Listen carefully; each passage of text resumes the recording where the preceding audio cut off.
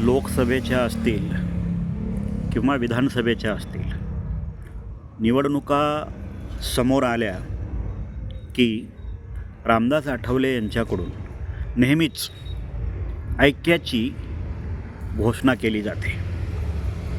मी Republican पक्षाचं अध्यक्षपद सोडायला तयार आहे, तुम्ही रिपब्लिकन पक्षाचा अध्यक्ष व्हा, मी तुमचा कार्यकर्ता म्हणून काम करायला तयार आहे.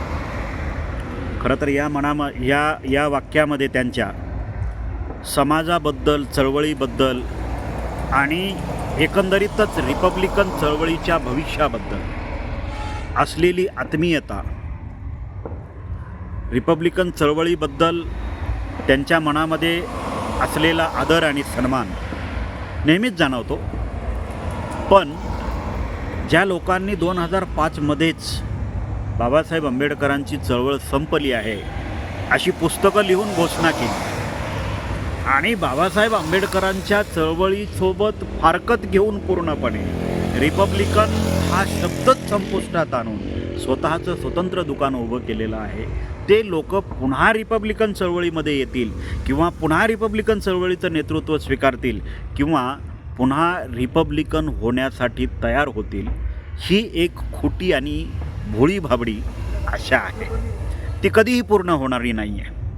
त्यामुळे खरं तर रामदास आठवले साहेबांनी आता हे ऐक्याचं जे तुंतुणं आहे, हे दरवेळेसच विधानसभा आणि लोकसभेला जे वाजवलं जातं, हे आता सोडून दिलं पाहिजे.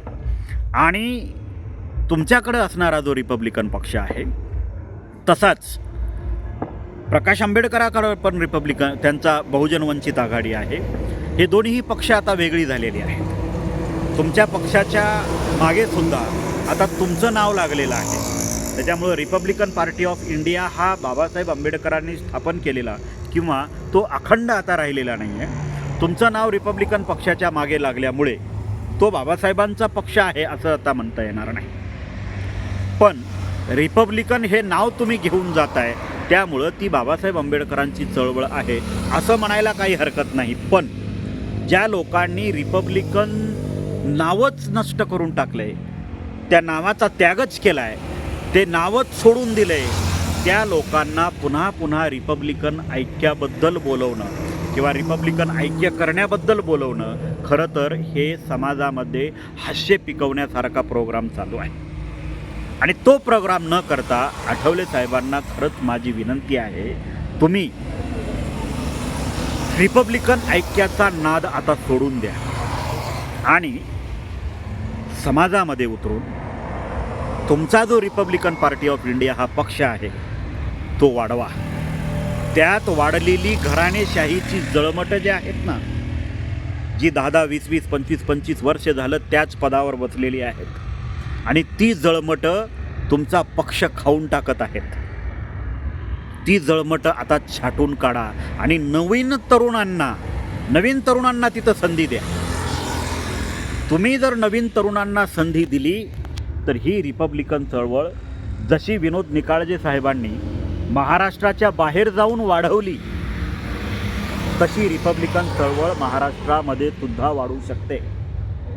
अशी लोक तुमच्या पक्षाचे राष्ट्रीय नेते आहेत, आज राज्याचे नेते आहेत, की ज्यांना त्यांच्या तालुक्यामध्ये, जिल्ह्यामध्ये आमदार सोडा, साधा नगरसेवकसुद्धा निवडून आणता येत नाही आणि ते स्वतः निवडूनसुद्धा येऊ शकत नाहीत.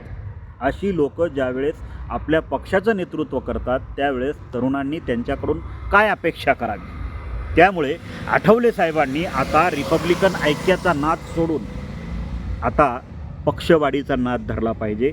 पक्षामध्ये नवीन लोकांना संधी देण्याचा नाद धरला पाहिजे आणि जुन्या लोकांना घरी बसवण्याचा सुद्धा नाद धरला पाहिजे. कारण आता रिपब्लिकन ऐक्य शक्य नाही. त्याचं कारण असं आहे की रिपब्लिकन ऐक्य आता का शक्य नाही, कारण प्रत्येकालाच इथे मी मोठा, मी तोच शहाणा, माझ्यापेक्षा शहाणा कोणीही नाही, हा आविर्भाव निर्माण झालेला आहे. आणि हा आविर्भाव रिपब्लिकन चळवळीला कधीही एकत्र येऊ देणार नाही.